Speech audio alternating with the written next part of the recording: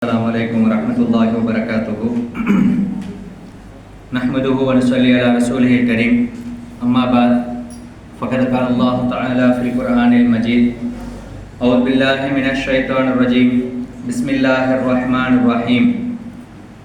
Rabbana zalamna anfusana wa illam taghfir lana wa tarhamna lanakunanna minal khasirin. Sadaqallahul aliyyul alim. وقال نبينا صلى الله عليه وسلم أفضل الصيام بعد رمضان شهر الله المحرم أو كما قال عليه الصلاة والسلام. புகழும் புகழ்ச்சியும் இவ்வையகத்தில் எண்ணிலடங்காத உயிர் ஜீவராசிகளை படைத்து அனைத்து உயிர் ஜீவராசிகளுக்கும் அதற்கு ஏற்றாற்போல் கிருபை செய்யக்கூடிய வல்லநாயனுக்கே அனைத்து புகழும் உண்டாகட்டுமாக. அவனின் சாந்தியும் சமாதானமும் எம்பெருமானார் ரசூலே கரீம் ஸல்லல்லாஹு அலைஹி வஸல்லம் அவர்கள் மீதும் அன்னாரின் வாழ்வினை அன்னாரின் அடிச்சுவற்றினை அடிபிரலாமல் அவ்வாறே பின்பற்றி வாழ்ந்து வந்த அன்னாரின் குடும்பத்தார்கள், அன்னாரின் தோழர்கள், நல்லோர்கள், நாதாக்கள், சுகதாக்கள், சாலிஹீன்கள், குறிப்பாக இந்த மஜ்லிஸில் அமர்ந்திருக்கக்கூடிய நம்மவர்கள் மீதும் அல்லாஹ்வுடைய சாந்தியும் சமாதானமும் என்றென்றும் நின்று நிலவட்டுமாக. கண்ணியத்திற்கும் பெருமதிப்பிற்கும் உரித்தான இந்த மதரசாவினுடைய தகுதிமிக்க தலைவர், செயலாளர் மற்றும் நிர்வாக பெருமக்கள் அனைவர்களுக்கும், வருகை தந்திருக்கக்கூடிய தாய்மார்கள், சகோதர சகோதரிகள், உங்கள் அனைவர்களுக்கும் முதலில் என்னுடைய சலாத்தினை தெரிவித்துக் கொள்கின்றேன். அஸ்ஸலாமு அலைக்கும் வரஹ்மத்துல்லாஹி வபரகாத்துஹு. கண்ணியத்திற்குரியவர்களே, அல்லாஹ்வுடைய மிகப்பெரிய கிருபையினால் புனிதமிக்க அஷ்ராவுடைய தினத்தில் நாம் எல்லாரும் இங்கு ஒன்று கூடி இருக்கின்றோம். அல்லாஹு தாலா நாம் செய்த அனைத்து விதமான பாவங்கள் அத்தனையும் அல்லாஹு தாலா பரிபூர்ணமாக மன்னித்து அருள் புரிவானாக. அது மட்டுமல்லாமல் அவனுக்கு பிரியமான அடியார்களாக இந்த பூமியில் வாழ்வதற்கு பரிபூர்ணமாக அல்லாஹு தாலா தௌஃபீக்கை தந்தருள் புரிவானாக. நாம் வாழும் காலங்கள் அனைத்திலும் அனைத்து விதமான துன்பங்களிலிருந்தும் அல்லாஹ் தஆலா பரிபூர்ணமாக பாதுகாத்து, மருத்துவமனை கஷ்டம் அதன் செலவினங்களிலிருந்து அல்லாஹ் தஆலா பரிபூர்ணமாக பாதுகாத்து அருள் புரிவானாக. நமக்கு தேவையான அனைத்து விதமான ஹாஜத்துகளையும் அல்லாஹ் தஆலா பரிபூர்ணமாக நிறைவேற்றி தந்தருள் புரிவானாக. அல்லாஹ் தஆலா இந்த உலகத்தில் நம்மை படைத்ததன் நோக்கம் அவனுக்கு நன்றி செலுத்தக்கூடிய அடியார்களாக நாம் இருக்க வேண்டும் என்ற நோக்கத்தில் தான் அல்லாஹ் தஆலா இந்த உலகத்தில் படைத்திருக்கின்றான். ஒரே ஒரு விஷயத்தை நம்ம கவனிக்க வேணும். ஒவ்வொரு ஆண்டுகளிலும் நாம் பிறந்த தினம் வருது, பிறந்த நாள் கொண்டாடுறோம் ஒவ்வொரு வருஷம். இஸ்லாத்துல பிறந்த நாள் கொண்டாடலாமா இல்லையாங்கிறது இன்னொரு டாபிக்ல போகும். ஆனா கொண்டாடக்கூடாது. கொண்டாடணும் அப்படின்னு நினைக்கிறவங்க எத்தீமான குழந்தைங்களுக்கு ஏதாச்சும் அவங்களுக்கு சாப்பாடு வாங்கி கொடுத்து, யார் கஷ்டப்படுறாங்களோ அவங்களுக்கு ஏதாவது சதக்கா செஞ்சு கொடுத்து, அந்த மாதிரி நம்ம பிறந்த நாள் கொண்டாடலாம். மற்றபடி இந்த கேக்கு வெட்டுறது, வெடி வெடிக்கிறது இதெல்லாம் மார்க்கத்தில் அனுமதி இல்லை. இதை நான் ஏன் சொல்ல வரேன்னாக்க, இந்த பிறந்த நாள்ங்கிறது வருஷம் ஒரு விமர்சையா கொண்டாடிக்கிட்டு இருக்கோம். இன்னும் சொல்ல போனாக்க மண்டபம் பிடிச்சி தேவான் பிடிச்சி கொண்டாடக்கூடிய ஒரு சூழ்நிலையில இன்னைக்கு இஸ்லாமிய சமுதாயம் போய்கிட்டு இருக்கும்போது, அப்போ அதை ஒரு பெரிய ஒரு விஷயமா கொண்டாடினா அது ஒரு ஞாபகப்படுத்துறதுக்கான நான் வந்து ஒரு வார்த்தையை சொன்னேன். அதே மாதிரி வெட்டிங் டே, ஒவ்வொரு நாளைக்கும் ஒவ்வொரு தினம். மதர்ஸ் டே, ஃபாதர்ஸ் டே, அப்புறம் டீச்சர்ஸ் டே. மார்க்கத்தை பொறுத்தவரை எல்லா நாளும் பெற்றவங்களுக்கு கண்ணியம் செய்யணும். தாய்மார்களுக்கு, நம்ம பெற்றெடுத்த தாய்க்கு எப்போவுமே அவங்களுக்கு நம்ம மரியாதை செய்யணும். நம்முடைய ஈன்றெடுத்த தகப்பனுக்கு எப்போவுமே நம்ம மரியாதை செய்யணும். நமக்கு பாடம் சொல்லி கொடுக்குற டீச்சர்ஸ்க்கு நம்ம எப்போவுமே மரியாதை செய்யணும். இது வந்து மார்க்கத்தில் தனி நாள்ங்கிறது ஒண்ணு கிடையாது. அதை நம்ம கவனிச்சுக்கிறோம். இப்ப இந்த அஷூரா வந்து எதுக்காக நம்ம முக்கியத்துவம் கொடுக்கிறோம் கொஞ்சம் கவனிக்கணும். நேத்து எனக்கு போன்ல ஒரு ரெக்கார்டு ஒன்று வந்துருந்துச்சு. என்ன ரெக்கார்டு அப்படின்னு கேட்டாக்க, ஒரு முஹர்ரம் மாசத்துல வந்து எதுக்காக நோன்பு வைக்கணும் அப்படின்னு ஒரு ரெக்கார்டு கேள்வியை கேட்டிருக்கிறாங்க என்கிட்ட. அங்க ஒரு விஷயத்தை நம்ம புரியணும். எல்லா இடங்கள்லயுமே இந்த ஒரு நிகழ்ச்சியை வந்து பெருசா செய்யறாங்க. இந்த அஷூராவுடைய நாள்ல நோன்பு வச்சா என்ன, எதனால நோன்பு வைக்கணும் அப்படின்னு பல இடங்கள்ல பலவிதமான சிரமங்கள் சொல்லிக்கிட்டே இருக்கிறாங்க. ஆனா எங்கேயும் போகலன்னு அர்த்தம். அந்த கேள்வி எனக்கு தனிப்பட்ட முறையில் வருது அப்படின்னாக்க எதையுமே அவங்க கேட்கலன்னு அர்த்தம். நம்ம யூடியூப் தட்டினோம்னாக்க நிறைய உஸ்தாத்மாருடைய தமிழ் சிரமாக்கள் அதுக்குள்ள நிறைய இருக்குது, அதை நம்ம பார்த்துருப்போம். ஆனா அதையும் அவங்க ஃபாலோ பண்ணலன்னு அர்த்தம். இப்ப இந்த மாதிரி நிகழ்ச்சிகள், இந்த மாதிரி சிரமாக்கள் ஏன் முக்கியத்துவம் கொடுத்து வைக்கிறாங்க? உஸ்தாத் எனக்கு தலைப்பு கொடுத்துருக்கத வந்து முஹர்ரம் மாசத்தின் சிறப்புன்னு கொடுத்துருக்காங்க. அது நேற்று நான் பார்த்தேன், நேற்று நைட்டு தான் பார்த்தேன். அது நான் அதுக்கு முன்னாடி ஆஷுராவை பத்தி பேசுறேன்னு சொல்லியிருக்கிறது போல அப்படின்னு நான் பேசாம கொஞ்சம் அசால்ட்டா இருந்துட்டு அப்புறம் நேற்று மகரிப்ல கேட்டேன், என்ன உஸ்தாத்? ஆமா நீங்க பார்க்கவே இல்லையான்னு. அப்ப இந்த முஹர்ரம் மாசம் தான் என்ன அப்படிங்கிற சம்பந்தமா நான் பேசணும். இப்ப அதான் கொடுத்துருக்குறாங்க. அதை நம்முடைய ஃபிங்கர் டிப்ஸ், அந்த விரல் நுனியில வச்சிருக்கணும். நம்முடைய வரலாறுகள் அத்தனையுமே நம்முடைய விரல் நுனியில வச்சிருக்கணும். இன்னைக்கு இளைஞர்கள் பார்த்தோம்னாக்க இஸ்லாமிய மார்க்கத்தை தவிர மற்ற எல்லாத்தையும் கேட்டால் கரெக்டாக சொல்லிடுவாங்க. வேற என்னென்ன கேட்கணுமோ எல்லாத்தையும் கரெக்டாக சொல்லுவாங்க. சில பேர்த்துக்கு காடி விஷயத்துல என்னது கோபியா இருப்பாங்க. கார் சம்மந்தப்பட்ட சின்ன ஒரு போல்ட்ல ஆரம்பிச்சு பெரிய கண்ணாடி வரையும் சொல்லி முடிச்சிடுவாங்க. அவங்களுக்கு அது ஹோபியா இருக்கும். இன்னும் சில பேர்த்துக்கு வந்துட்டு ட்ரெஸ்ஸில் ஹோபியா இருப்பாங்க. ஆக கம்மியாக உள்ள விலையில இருந்து ஹை வரையும் எல்லாத்தையும் சொல்லி முடிச்சிருவாங்க. ஒவ்வொருத்தவங்களுக்கும் ஒவ்வொரு மாதிரி ஹோபி, தப்பு கிடையாது. ஆனா மார்க்கத்தினுடைய விஷயங்களே அப்படி இருக்கணும்னு சொல்ல வர்றேன். இன்னைக்கு மார்க்கத்தினுடைய விஷயத்தை நம்ம பின்தங்கி இருக்கிறோம். இந்த அஷுராவுடைய நாள், இந்த முஹர்ரமுடைய மாசம் நமக்கு வெறுமனே அல்லாஹ் வெறுமனே என்னது வருஷ பிறப்பு கொண்டாடணும் அப்படிங்கிறதுக்காக வேண்டி இந்த மார்க்கம் வரல. முதல்ல இந்த முஹர்ரம் மாசம் அப்படின்றாலே என்ன ஞாபகத்துக்கு வரும்? ஹசரத் ஹசன் ரலியல்லாஹு அன்ஹு அவங்களுடைய 2 பேருடைய தியாகமும் அங்க ஞாபகத்துக்கு வரும். இன்னைக்கு ரசூல் ஸல்லல்லாஹு அலைஹி வஸல்லம் அவங்க மட்டும் தியாகம் செஞ்சு இந்த மார்க்கத்தை நம்ம கையில கொடுக்கல, அவங்க குடும்பமே தியாகம் செஞ்சுச்சு. நம்மளால ஏத்துக்கிறவே முடியாத சம்பவங்கள் நாயகத்துடைய வாழ்க்கையில நடந்துச்சு. அது எல்லாத்தையுமே நம்ம சிந்தனையில கொண்டு வரணும். சரி, நாயகத்துடைய தியாகம் மட்டும்தான் இருந்துச்சா இந்த முஹர்ரம் மாசத்துல, இந்த ஆஷுராவுடைய மாசத்துல, இந்த நாட்கள்ல வெறுமனே ரசூல் ஸல்லல்லாஹு அலைஹி வஸல்லம் அவங்களுடைய தியாகம், அவங்களுடைய குடும்பத்தாருடைய தியாகம் மட்டும்தான் இருந்துச்சாட்டாக்க இல்ல. ஏறத்தாழ ஒரு 10 நபிமார்களுடைய வரலாறு கொண்டு வர்றாங்க. நம்ம எல்லாருமே கேள்விப்பட்டதான். வெறுமனே என்ன சொல்லிட்டு போவாங்க, ஆதம் நபி என்னது அல்லாஹ்ட்ட இருந்து பாவ மன்னிப்பு கேட்டு ஏற்றுக்கொள்ளப்பட்ட மாசம் இந்த மாசம். அதே மாதிரி வந்து நபி தாவூத் அலைஹிஸ்ஸலாம் அவங்களுடைய துஆ அங்கீகரிக்கப்பட்ட மாசம் இந்த மாசம். நபி யூனுஸ் அலைஹிஸ்ஸலாம் மீன் வயிற்றில் வெளியாக்கப்பட்ட மாசம். வெறுமனே இந்த ஹெட்லைன் மட்டும் சொல்லிட்டு போக கூடாது. ஒவ்வொரு ஹிஸ்டரிக்கு அப்புறமும் பெரிய சம்பவம் இருக்கு.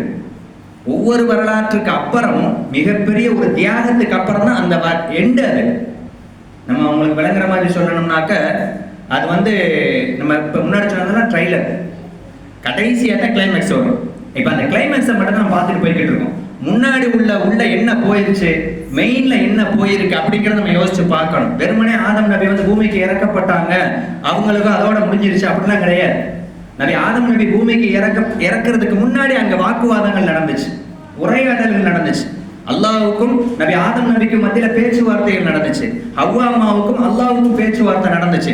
அந்த தியாகத்தை அங்க கொண்டு வரணும். நபி ஆதம் அலைஹிஸ்ஸலாத்தை கூப்பிட்டு கேட்கிறாங்க, அல்லாஹ் கேட்கிறான், நீங்க ஏன் இந்த பழத்தை சாப்பிட்டீங்கன்னு கேட்கிறாங்க. சரியா? ஆதம் அலைஹிஸ்ஸலாத்தை கூப்பிட்டு நீங்க ஏன் இந்த பழத்தை சாப்பிட்டீங்கன்னு கேட்ட உடனே நபி ஆதம் ஒரே வார்த்தை சொன்னாங்க, எனக்கு இதுக்கு சம்பந்தம் இல்லை ரப்பே, என் மனைவி சொன்னாங்க நான் சாப்பிட்டேன். யார் சொன்னாங்க? மனைவி சொன்னாங்க நான் சாப்பிட்டேன் அப்படின்ட்டாங்க. ஹவ்வா அம்மாவை கூப்பிட்டு நீங்க ஏன் சாப்பிட சொன்னீங்க அப்படின்னு கேட்கிறான்ல. கேட்ட பின்னாடி ஹவ்வா அம்மா சொன்னாங்க, யா அல்லாஹ் எனக்கு நான் வந்து சாப்பிட சொன்னேன், என் சைத்தான் தூண்டிட்டான் அப்படின்ட்டாங்க. யார் சொல்றா? ஹவ்வா அம்மா சொல்றா, என் சைத்தான் தூண்டிட்டான். அப்ப ஆதம் நபிக்கும் பனிஷ்மெண்ட் கொடுக்கணும். சாப்பிட்டதுனால இன்னும் தொண்டைக்குள்ள போகல, தொண்டை வரையும் தான் உள்ள இறக்குனாங்க. உள்ள முழுங்கல, தொண்டை வரையும் தான் வச்சிருந்தாங்க. அதனால அவங்களுக்கு பனிஷ்மெண்ட், நீங்க இனிமே உங்க மனைவியோட சேர முடியாது. ஹவ்வா அம்மாவை பத்தி ஆதம் அலைஹிஸ்ஸலாம் அவங்கள பத்தி அல்லாஹ் குர்ஆன்ல சொல்ல போகும்போது, ஹவ்வா அம்மாவை படைச்சு முடிச்ச பின்னாடி ஆதம் நபி தூங்கிக்கிட்டு இருந்தாங்க. முழிச்சு பார்க்கறாங்க, தலைமாட்டில் ஒரு பெண். நீ யாருன்னு கேட்டாங்க. அவங்களுக்கு மத்தியில உரையாடல்ல, நான் ஹவ்வா அம்மாவை ஏன் படைச்சேன், ஒரு பெண்ணை ஏன் படைச்சேங்கிறது ஆணுக்கு நிம்மதி தருவதற்காக வேண்டி படைச்சேன். ஆனா ஒரு பெண்ணால் இங்க யார் இறக்கப்படுறாங்க? பூமிக்கு ஆதம் இறக்கப்பட்டாங்க அலைஹிஸ்ஸலாத்து வஸ்ஸலாம். அப்ப அதுக்கு பிற்பாடு இப்ப ஹவ்வா அம்மாவுக்கு பனிஷ்மெண்ட் கொடுக்கணும். ஹவ்வா அம்மாட்ட கேட்டா, நீங்க சாப்பிட சொன்னதால உங்களுக்கு என்ன பனிஷ்மெண்ட் தெரியுமா அப்படின்னு சொல்லிட்டு அல்லாஹ் சொன்னா, இனிமே மாதம் உங்களுடைய உடம்புல இருந்து ரத்தப்போக்கு வெளியாகும் அப்படின்னு சொல்லிட்டு யாருக்கு பனிஷ்மெண்ட்? ஹவ்வா அம்மாவுக்கு பனிஷ்மெண்ட். அடுத்து பார்த்தோம்னாக்க அதோட நிப்பாட்டில் உங்களுக்கு டபுள் அதாவது ஒரு பழமொழி சொல்லுவாங்க, கொலை செஞ்சவனை விட கொலை செய்ய தூண்டுறவனுக்கு ரெட்டிப்பான தண்டனை. இங்கே ஹவ்வாமா தான் பழத்தை சாப்பிட சொல்லி தூண்டுனாங்க. அதுக்காக வேண்டி எல்லா பெண்களும் அப்படி நினைச்சிடக்கூடாது. சரியா? இந்த மனைவியே அப்படித்தாண்டா, மனைவி பேச்சை கேட்டவன், ஒரு பழமொழி சொன்னாங்க, பொண்டாட்டி பேச்சை கேட்டவன் பொக்க வாங்க அப்படிம்பாங்க. எல்லா பெண்களும் அப்படி இல்லை. நபி ஸல்லல்லாஹு அலைஹி வஸல்லம் அவங்க வந்து தன்னுடைய மனைவி எங்கேயுமே விட்டு கொடுக்கல. உஸ்தாத் சொல்லிட்டாரா பாருங்க, உஸ்தாத் சொல்லிட்டாரு, நபி ஆதம் நபி சொன்ன மாதிரி சொல்லிட்டாங்க. எல்லாருமே யார் தான் அத்தா என்ன செஞ்சாலும் அந்த மாதிரி தான், பொண்டாட்டி பேச்சை கேட்கக்கூடாது அப்படின்னாக்கா அப்புறம் மறுநாள் சோத்துல உப்பு இருக்காது, அப்புறம் கறியில் வந்து மிளகா போட மாட்டாங்க, வெறுமனே தண்ணி மாதிரி இருக்கும். நீங்கள் இப்போ உங்களுக்கு இதுதான் கிடைக்கும், அவர்கிட்ட போய் பேசிக்கோங்க அப்படின்னு இங்கே எல்லாரும் மேசாக வந்துடணும். அப்புறம் அப்போ கேட்கக்கூடிய இடத்துல கேட்டுதான் ஆகணும். மனைவியுடைய பேச்சை கேட்க வேண்டிய இடத்துல கண்டிப்பாக கேட்கணும். கேட்கக்கூடாத இடங்களுக்கு அவங்க சொல்லி புரிய வைக்கணும். ரசூல் ஸல்லல்லாஹு அலைஹி வஸல்லம் அவங்க வந்து எங்கேயுமே தன்னுடைய மனைவியை விட்டு கொடுக்கல, எல்லா இடத்துலையுமே அரவணைச்சு போயிருக்கிறாங்க. சொல்ல வேண்டிய இடத்துல எடுத்து சொல்லுவாங்க. விளையாண்டு இருக்கிறாங்க, கணவன் மனைவிக்கு மத்தியில் விளையாட்டு ரசூல் ஸல்லல்லாஹு அலைஹி வஸல்லம் சொல்லி கொடுத்துருக்கிறாங்க. சரி, அப்போ ஆதம் நபிக்கு அங்கே பனிஷ்மெண்ட் கொடுத்தாச்சு. இப்போ ஹவ்வாமாக்கு டபுள் பனிஷ்மெண்ட். குழந்தை பிறந்த பின்னாடி அந்த மாத விளக்கு போகுது இல்லையா, குழந்தை பிறந்த பின்னாடி வரக்கூடியது நிஃபாஸ்ன்னு அரபில் சொல்லுவோம். அந்த நிஃபாஸையும் ஏற்படுத்தினது எதனால தான்? இந்த பழத்தை சாப்பிடுறது தூண்டினதுனால. வெறுமனே இந்த ஆஷுராவோ இந்த முஹர்ரமோ நம்ம கையில் அல்லாஹ்வுத்தாலா அந்த தூக்கி வச்சுக்கோங்க, இன்னைக்கு நீங்கள் அமல் செஞ்சீங்கன்னா உங்களுக்கு சிறப்பு கொடுக்குறேன், வெறுமனே கொடுக்கல. வெறுமனே ஆதம் நபியுடைய துவாவை அங்கீகரிச்சுக்கிட்டு சரி போங்க அப்படிலாம் சொல்லலை. ஏறத்தாழ முஃபஸ்ஸிரீன்கள் கொண்டு வர்றாங்க, ஏறத்தாழ 8 வருஷ காலங்கள் அவங்களுடைய துவா அங்கீகரிக்கப்படலைன்னு எழுதுறாங்க. யாருக்கு? ஆதம் நபியுடைய துவாவும் ஹவ்வாமாவுடைய துவாவும் ஏறத்தாழ 8 வருட காலங்கள், 8 வருஷம் எடுக்கல, அவங்களோட துவா அங்கீகரிக்கப்படலை.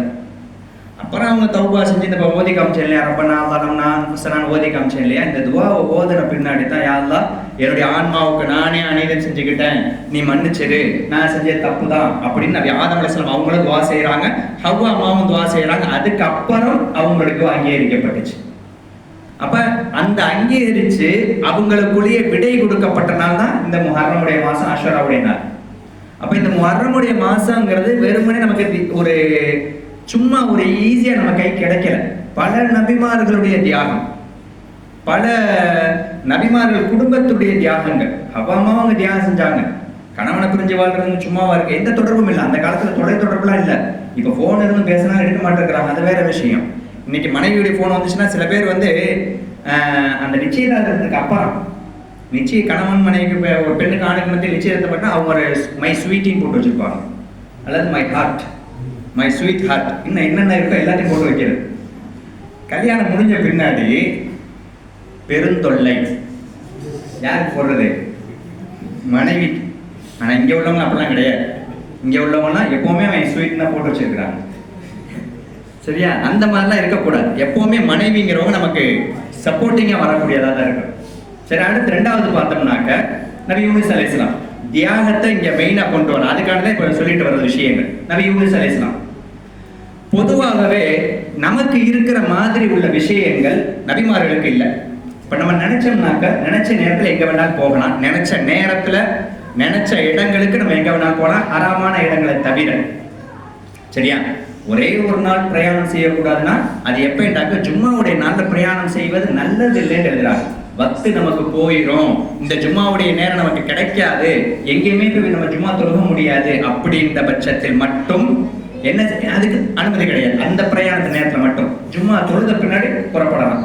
அல்லது இன்னைக்கு வசதி வாய்ப்புகள் இருக்கிறதுனால இன்னைக்கு நம்ம இங்கே நிபுணத்துபால இருந்து கிளம்புறோம் அப்படின்னு சொன்னாக்கா கண்டிப்பாக என்ன செய்யலாம், பின்னாடி நம்ம ஜும்மா தொழுக முடியும். அல்லது இடைப்பட்ட இடங்கள்ல சிவராஜ் வேற எங்கேயும் நம்மளால ஜும்மா தொழுக முடியும் அப்படின்னு நியத்து இருந்துச்சுன்னா கிளம்பலாம், தப்பது கிடையாது. அந்த ஒரு நேரத்தை விட மற்ற எந்த நேரம் வேணாலும் கிளம்பிக்கிறலாம்.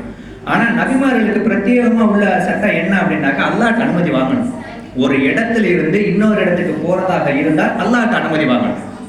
இங்க நபி யூனுஸ் அலைஹிஸ்ஸலாம் வந்து அல்லாஹ்ட்ட அனுமதி வாங்கல. டக்குன்னு என்ன செஞ்சுட்டாங்க, ரசூல் ஸல்லல்லாஹு அலைஹி வஸல்லம் அவங்கள தவிர மற்ற எல்லாருமே அந்தந்த சமுதாயத்தை என்ன செஞ்சுட்டாங்க, அல்லாஹ்ட்ட ஒப்படைச்சிட்டாங்க, நீயே பாத்துக்கிறப்பேன்ட்டாங்க.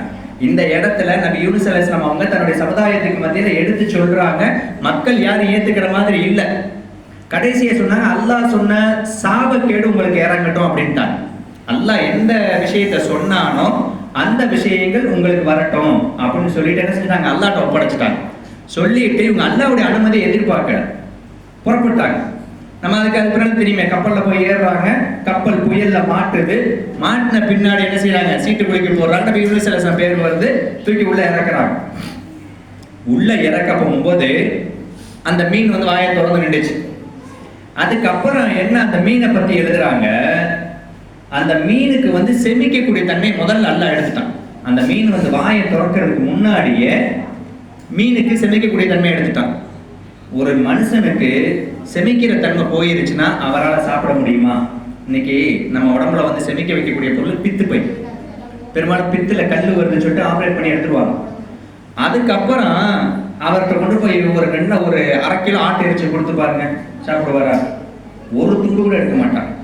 நான்வெஜ் அவங்க சாப்பிடக்கூடாது, டாக்டர் சொல்லிடுவாங்க, நான்வெஜ் நீங்க தொடவே கூடாதுன்றுவாங்க. நான்வெஜ் தொட்ட சீக்கிரம் செமிக்காது, வாமிட் எடுப்பாங்க. அவங்க ரொம்ப கஷ்டப்படுவாங்க, ஏன்னா செமிக்க வைக்கிற தன்மை அந்த பொருளுக்கு இல்லை. இன்னும் சில பேர் என்ன செய்வாங்க, டாக்டர் சொன்னதை விட இன்னும் பக்குவமா இருக்கணும் அப்படிங்கிறதுக்காக என்ன செய்வாங்கனாக்க, நல்ல சோறா இருந்தா கொலையை வேக வைப்பாங்க. எதெல்லாம் சீக்கிரம் செமிக்குமோ அந்த பொருளை மட்டும் கொடுப்பாங்க. கீரை வகைகள் எல்லாத்தையும் எல்லா கீரையும் கொடுக்கக்கூடாது. அந்த செமிக்காத பொருட்கள்ல கீரை, முருங்கைக்கீரை முக்கியத்துவம். முருங்கை இருக்கு இல்லையா, அந்த முருங்கைக்கீரை சீக்கிரம் செமிக்காது, லேட்டாகும். மற்ற கீரைகள் சீக்கிரம் சமைச்சிடும், முருங்கைக்கீரை கொஞ்சம் லேட்டாகும். இப்ப இந்த மாதிரி பொருட்கள் கொடுக்க மாட்டாங்க. ஆனா இங்க வந்து மீனுக்கு வந்து பித்தப்பையை எடுத்துட்டான். முதல் தியாகம் மீன் செஞ்சது. பித்தப்பை எடுத்துட்டா அடுத்து பசிக்கணும்ல, பசியவும் கட் பண்ணி விட்டான். அந்த 2 கேபிளையும் கட் பண்ணியாச்சு. கட் பண்ணது யாரு? அல்லாஹ் கட் பண்ணிட்டான். ஒண்ணு பித்துப்பை, அந்த செமிக்கிற கேபிள் கட் பண்ணி விட்டான். 2வது பசிக்கிற கேபிளையும் கட் பண்ணி விட்டான். ஏன் அப்படின்டாக்க, நம்ம யூனுஸ் அலைஹிஸ்ஸலாம் உள்ள போன பின்னாடி இவங்க அந்த மீனுக்கு பசிச்சுன்னா எதாவது சாப்பிடணும். உள்ள யார் இருக்கிறா? நம்ம யூனுஸ் நபி உள்ள உட்கார போறாங்க. அப்படி இருக்கும் போது எதையாவது சாப்பிட்டுச்சுன்னா இவருக்கு பாடம் சொல்லி கொடுக்க முடியாது. யூனுஸ் நபிக்கு பாடம் சொல்லி கொடுக்க மேல ஏதாச்சும் விழுந்துகிட்டே இருக்கும். அப்ப செமிச்சுச்சுனாக்க நம்ம யூனுஸ் அலைஹிஸ்ஸலாம் உள்ள போயிட்டாங்கனாக்க என்ன ஆயிரும், செமிக்கிற தன்மை அந்த மீனுக்கு இருந்துச்சுன்னு சொன்னாக்க யூனுஸ் அலைஹிஸ்ஸலாம் அவங்கள பஸ்பமாக்கி விட்டுரும். அங்கே 2 கேபிளை கட் பண்ணும். 3வது, இப்ப நம்ம உடம்புல வந்து தோல் லேயர் வந்து எத்தனை லேயர் இருக்குன்னா 7 லேயர் இருக்கு நம்ம உடம்புல. நீங்க ஆப்ரேஷன் பண்ண போகும்போது அந்த வீடியோலாம் இப்ப நிறைய வந்துருச்சு. அந்த வீடியோக்களை பார்த்தோம்னாக்க அந்த ஆப்ரேஷன் பண்ற கத்தி வச்சு கிழிச்சிக்கிட்டே இருப்பாங்க. கடைசியா வந்து 2 கம்பி மாதிரி இருக்கும், அதை வச்சு தான் அப்படி ஓப்பன் பண்ணுவாங்க. அந்த 7 லேயர் இருக்கும். அதனாலதான் குர்ஆன்ல வந்து எல்லாம் சொல்லி காமிப்பா, நாளைக்கு நரகவாசிகளுக்கு எல்லாம் பரிபூர்ணமா பாதுகாக்கணும், நரகவாசிகளுக்கு நாம் தோலை போத்துவோம் தான் எல்லாம் சொல்லி காமிக்கிறோம், சதையை போத்துவோம்னு சொல்லல. நரகவாசிகளுக்கு அவருடைய தோல் கருகிய பின்னாடி அவர்களுக்கு தோலை கொண்டு நாம் போத்துவோம். ஏன்னா தோல் மறுபடியும் கருகும், சதை கருக, தோல் தான் கருகும் அப்படின்னு நல்லா சொல்லி காமிக்கிறேன். அப்ப தோல்ல என்ன செய்யறான், அந்த தோலை பூரா கண்ணாடியை மாற்றி விட்டுறான்ல மீனுக்கு வந்து. இப்ப சராசரி நம்ம அன்றாட சாப்பிடக்கூடிய ஒரு மீன் 3 தன்மைகள் நல்லா அதுக்கு மாத்திட்டான். இப்ப இந்த மீன் தியாகம் செய்து யாருக்காக வேண்டி? நபி உள்ள வர போறாங்க, அவருக்காக இந்த மீன் தயார். ஒரு இடத்துக்கு நம்ம இந்த இடத்துல நம்ம தேவைனாக்க நம்முடைய தேவைகளை கூட அல்லாஹ் பூர்த்தி செஞ்சு வைப்பான். நான் இன்னைக்கு இந்த இடத்துல இருக்கிறேன், எனக்கு என்ன வேணும்? சாயா வேணும், எனக்கு சாயா ரெடியா இருக்கும். இந்த இடத்துக்கு போங்க, இன்னைக்கு கேக் இருக்கும், எல்லாமே ரெடியா இருக்கும். இன்னைக்கு நோம்பு திறக்க போனாவே இதெல்லாம் ரெடி பண்ணி வைக்கணும், அல்லாஹ் கொடுத்துருவோம், அதுக்குள்ள சாப்பாடு ரெடி பண்ணிடுவோம். அதே மாதிரி தான் நம்ம யூனுஸ் அலைஹிஸ்ஸலாம் அவங்க மீன் வயிற்றுக்குள்ள போகிறதுக்கு முன்னாடியே எல்லாத்தையும் ரெடி பண்ணி வச்சுட்டான். எப்படி தெரியுமா? ஆதம் அலைஹிஸ்ஸலாத்தை பூமிக்கு இறக்குறதுக்கு முன்னாடியே எல்லாத்தையும் ரெடி பண்ணி வச்சுதான் நான் இறக்கினேன் அப்படின்னு சொல்லி காமிக்கிறான். அந்த மாதிரி இங்க யூனுஸ் நபியுடைய தியாகம் உள்ள போறாங்க. இப்ப உள்ள இறக்குறாங்க, மேல இருந்து கப்பல்லாம் தூக்கி போடுறாங்க, யூனுஸ் நபி உள்ள போயிடுறாங்க. உள்ள போன பின்னாடி அந்த அவங்க வந்து ஒவ்வொன்றையும் சுத்தி பார்த்துக்கிட்டு இருக்கிறாங்க. ஏறத்தாழ 40 நாள் அல்லது 41 நாள் சாப்பிடல. யாரு? யூனுஸ் நபி உள்ளுக்கு இருக்கிறாங்க. சாப்பிட்டாங்களா இல்லையான்னு இமாம்களுக்கு மத்தியில் கருத்து வேறுபாடு வருது. சில பேர் சாப்பிட்டாங்கன்னு எழுதுறாங்க. அந்த மீனுக்கு சாப்பிடக்கூடிய தன்மை அல்லாஹ், அதாவது வாயை திறந்துச்சு அந்த சாப்பாடு நேரம் யூனுஸ் நபியுடைய வயிற்றுக்குள்ள போச்சு சில முஃபஸ்ஸிரீன்கள் கொண்டு வர்றாங்க. இன்னும் சில பேர் சாப்பிடல, அந்த மீன் வாயை திறக்கலைங்கிறாங்க, சுவாசிக்க மட்டும் செஞ்சு அப்படின்னு கொண்டு வர்றாங்க. அல்லாஹ் வேணும். சரி, இங்க உள்ள போய் உட்கார்ந்த பின்னாடி உள்ள வந்து எல்லாத்தையும் பாக்குறாங்க. எதுக்குன்னா படிப்பினை கொடுக்குறாங்க. நீங்க வெறுமனே வந்து அந்த சமுதாய மக்கள் அழிங்கன்னு சொல்லிட்டு வந்துட்டீங்க. நான் அழிக்கிறது பெரிய விஷயம் ஒண்ணு கிடையாது. அவங்களை அழிக்கிறதுக்கு முன்னாடி ஒரு மனுஷனை நான் இந்த மாதிரி எப்படி எல்லாம் வச்சிருக்கிறேன் அப்படிங்கிறத இந்த விஷயத்தின் மூலமாக நபி யூனுஸ் அலைஹிஸ்ஸலாம் அவங்க மூலமா நமக்கு சொல்லி தரோம். அவங்க கேட்ட துவா லா இலாஹ இல்லா அன்த சுப்ஹானக இன்னி குன்து மினல் ஸாலிமீன். நம்ம இன்னைக்கு சர்வசாதாரணமா வந்துட்டு என்ன நபி சொல்ல போகும்போது யூனுஸ் துஆ நபி யூனுஸ் அப்படின்னு சொல்றோம் இல்லையா? இது வந்து சர்வசாதாரணமா அவங்களுக்கு கிடைக்கல. நபி ஆதம் அலைஹிஸ்ஸலாம் அவங்களுக்கு எப்படி அந்த ரப்பனா ஸலம்னா அன்ஃபுஸனான்ற துஆவை அல்லாஹ் சொல்லி கொடுத்தானோ அதே மாதிரி நபி யூனுஸ் அலைஹிஸ்ஸலாம் அவங்களுக்கு அல்லாஹ் இந்த ஒரு துஆவை சொல்லி கொடுக்கிறான். இங்க ரெண்டு பேருடைய துஆவும் அங்கீகரிப்பதற்கு நபி ஆதம் அலைஹிஸ்ஸலாம் அவங்களுடைய துஆவை அங்கீகரிக்கிறதுக்கு ஏறத்தாழ ஏத்துக்கிறதுக்கு அவன் அல்லாஹ் இந்த துஆவை நான் ஏத்துக்கிட்டேன் அதுக்கு நான் பதில் கொடுக்கணும் அப்படின்னு சொல்றதுக்கு ஏறத்தாழ 8 வருஷம் பிடிச்சது. இங்க நபி யூனுஸ் நபியுடைய அந்த தௌபாவை ஏத்துக்கிறதுக்கு ஏறத்தாழ 40 அல்லது 41 நாள் எடுத்திருந்தான். இங்க ஒரு விஷயத்தை நம்ம கவனிக்கணும். நம்ம இன்னைக்கு 5 நேரம் தொழுகிறோம், சரியா? ஒவ்வொருத்தருக்கும் ஒவ்வொரு தேவைகள் இருக்கும். வருஷ கணக்கில் நம்ம துஆ செய்வோம். ஆனா துஆ வந்து ஏத்துக்கிறப்படலை. இப்ப நம்ம என்ன செய்வோம்? என்னத்தை நான் கேட்டேன், தஹஜ்ஜத் தொழுதுட்டு கேட்ட துஆக்கள் அங்கீகரிக்கப்படும் சொன்னாங்க, தஹஜ்ஜத்திலேயே எந்திரிச்சிட்டேன், துஆ செஞ்சேன், எனக்கு கிடைக்கல. அதுக்கப்புறம் சொன்னாங்க மலக்குமார்கள் மாறுற நேரம் சுபுடைய வக்தும் மகரிபுடைய வக்தும் அந்த நேரத்துல கேட்கிற துஆ அங்கீகரிக்கப்படும் சொன்னாங்க, நான் அப்பவும் கேட்டேன், எனக்கு கிடைக்கல. 5 நேரம் தொழுத உடனேயே நம்ம எந்த இதை நம்ம கேட்கிறோமோ அதை வந்து அல்லாஹ் என்ன செய்யறான், அங்கீகரிக்கிறான்னு சொன்னாங்க, அதையும் நான் கேட்டேன், எனக்கு நடக்கல. அடுத்து நான் உம்ராவுக்கு போய் காபா முன்னாடி நின்று கேட்டா துஆக்கள் அங்கீகரிக்கப்படும் சொன்னாங்க, அதையும் நான் கேட்கிறேன், எனக்கு இன்னமும் நடக்கல. எங்க நடந்துச்சு? கேட்கிற இடத்துக்கு கூட நான் எல்லா இடத்துலயும் கேட்டுட்டேன், ஆனா நடக்கல அப்படின்னு சொன்னாக்க இதுதான் நமக்கு படிப்பினை. நமக்கு முன்னாடி ஆதம் நபி 8 வருஷம் கேட்டிருக்கிறாங்க. நபி அவங்க நபிக்கு 8 வருஷம் அல்ல, நம்மள மாதிரி ஹராமா ஒரு சர்வசாதாரணமா அவங்க செய்யல. பழத்தை சாப்பிடக்கூடாது, அது முழுங்கல், அவங்க தொண்டை வரையும் தான் போச்சு. இங்க ஹவ்வா அம்மா தன்னிச்சையா சொல்லல, நீங்க சாப்பிடுங்கன்னு அவங்க சுயநலத்தோட அவங்க சொல்லல, வழி கெடுத்தது ஷைத்தான், சரியா? இங்க அவங்கள வந்து அவங்களுடைய சிந்தனையை மடக்குனது ஷைத்தான். ஷைத்தானுடைய பேச்சை கேட்டதால அவங்களுக்கு அந்த தண்டனை எல்லாம் கொடுத்தா அந்த துஆ அங்கீகரிக்கப்படுறதுக்கு 8 வருஷ காலங்கள். இங்க யூனுஸ் நபி ஒண்ணுமே சொல்லல, நான் உங்களுக்கு தௌவா கொடுக்குறேன், நீங்க ஏத்துக்கிறவே மாட்டேங்கிறீங்க, எவ்வளவுதான் சொன்னாலும் நீங்க கேட்க மாட்டீங்க, நான் இதுக்கு மேல என்ன செய்ய முடியும், அல்லாஹ் எந்த தண்டனையை உங்களுக்கு கொடுக்கணும்னு நினைக்கிறானோ அது உங்களுக்கு இறங்கட்டும் அப்படின்ற ஒரே வார்த்தையை சொன்னாங்க. அதுக்காக வேண்டி 41 நாள் அவங்களுடைய தௌபா ஏத்துக்கிறதுக்கு. அப்ப நமக்கு ஒரு தேவை வரணும் அப்படின்னாக்க 2 விஷயத்தை நம்ம கவனிக்கணும். லா தக்னது மிர் ரஹ்மத்தில்லாஹ், அல்லாஹ்வுடைய ரஹ்மத்திலிருந்து நிராசை ஆயிடக்கூடாது.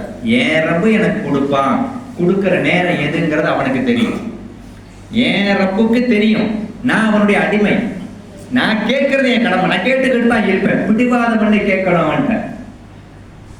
எப்ப கொடுக்கணும் அவனுக்கு தெரியும். என்னுடைய வாழ்க்கையில நான் வீடு கட்டணும், நான் ஹஜ்ஜுக்கு போகணும், நான் வண்டி வாகனம் வாங்கணும், எல்லாமே அவன் கேட்டுக்கிட்டே இருக்கணும். கேட்கும் போது கொஞ்சம் பெருசா கேட்கணும். கேட்கும் போதே விசாலமானவனும் அள்ளி கொடுக்கக்கூடியவன், கிள்ளி கொடுக்கிறவன் இல்ல ரப்பு.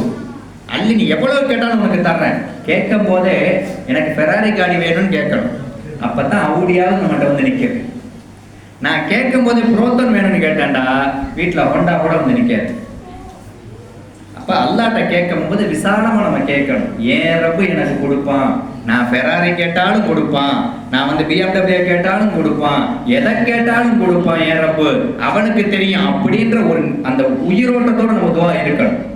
அன்னைக்கு நபிமார்கள் எல்லாருமே உயிரோட்டத்தோட துஆவை கேட்டாங்க. 50-50 வச்சு கேட்கல. ஏன் அமல் அங்கீகரிக்கப்படுமா? 50-50. இதுவா நான் குர்ஆன் ஓதுறேன், ஏற்றுக்கொள்ளப்படுமா? இதுவா நான் தப்பா ஓதுனா எல்லாம் ஏத்துக்கிருமா? எப்ப? நம்ம திரும்ப ஓதிக்கிட்டே இருக்கணும். குர்ஆனுக்கு வந்து கலாமுல்லான்னு ஒரு பேர் ஒண்ணு இருக்குது, அல்லாஹ்வோட பேசுறதுன்னு ஒரு பேச்சு ஒண்ணு இருக்கு. அல்லாஹ்வோட பேச்சு இப்ப நம்ம அப்படியே பேசிக்கிட்டு இருக்கிறோம், இந்த மாதிரி ஒரு ஒண்ணு இருக்கு. இதெல்லாம் எப்ப வரும்? நம்மகிட்ட உறுதியோட இருக்கணும். நம்ம யூனுஸ் அலைஹிஸ்ஸலாம் எப்படி மீன் வயிற்றுக்குள்ள இருந்துகிட்டு உறுதியோட கேட்டாங்களோ அந்த உறுதி நம்மகிட்ட வேணும். என் ரப்புட்ட கையை தூக்கிட்டா என் ரப்பு வெறுங்கையோட கொடுக்க மாட்டான், வெறுங்கையோட அனுப்ப மாட்டான், அந்த எண்ணம் இருக்கணும். உதாரணத்துக்கு சொல்ல போனாக்க எல்லாருமே விமானத்துல பயணம் செஞ்சிருக்கோம், ஃப்ளைட்ல, சரியா? ஃப்ளைட்ல ஏறுற வரையும் நல்லா தான் இருந்துகிட்டு இருப்போம். உள்ள போயிட்டா தான் இறங்குற வரையும் நம்மளா இருக்க மாட்டோம். அது போய் லேண்டிங் ஆகணும். லேண்டிங் ஆகிற வரையும் கூட இல்லை, வெளியாகணும். நம்ம அந்த ஃப்ளைட்டை விட்டு வெளியாகணும். அப்பதான் அப்பாடி அப்படின்ற எண்ணத்துக்கு வரும். ஒரு தடவை இங்கேருந்து போய்கிட்டு இருக்கிறேன், இங்கேருந்து டேக் ஆஃப் பண்ணி ஏறத்தாழ ஒரு 1.5 மணி நேரம் ஆயிடுச்சு. நைட் ஃப்ளைட்டு, பெரும்பாலும் ட்ராவலில் தூங்க மாட்டேன். போய்கிட்டு இருக்கும்போது திடீர்னு 1.5 மணி நேரத்துக்கு அப்புறம் எல்லாமே ஆஃப் ஆயிடுச்சு. இல்லை லைட் லேசான அந்த சின்ன ஒரு லைட் எரிஞ்சுக்கிட்டு இருக்கு, மைல்டு வெளிச்சத்தில் இருந்துக்கிட்டு இருக்கு, எல்லாமே ஆஃப் ஆயிடுச்சு. போனது சர்க்குன்னு கீழே இறங்குது. இந்த லேண்டிங் பண்ணுற நேரத்தில் ஏற்றி டேக் ஆஃப் பண்ணி திரும்ப ஏற்றி இறக்கணும் அந்த மாதிரிலாம் இல்லை. அப்படி இறக்கும்போது வயிறுலாம் ஒரு மாதிரி இருக்கும். இது 1.5 மணி நேரத்துக்கு அப்புறம் மொத்தம் 3.5 மணி நேரம் டிராவல். பாதி தூரம் போயிருச்சு. பாதி தூரம் போனதுக்கப்புறம் சர்க்குன்னு கீழே இறங்குது. அவன் பைலட் சொல்கிறான், என்னன்னு தெரியல, நாங்கள் எவ்வளோ ட்ரை பண்ண முடியலை அப்படியே சொல்கிறான். என்னமோ நாங்கள் ட்ரை பண்ண முடியலை, நீங்கள் உங்களுடைய கடவுளை கூப்பிட்டுக்கங்க அப்படின்ட்டாங்க. தூங்குன அத்தனை பேர் முடிச்சுட்டா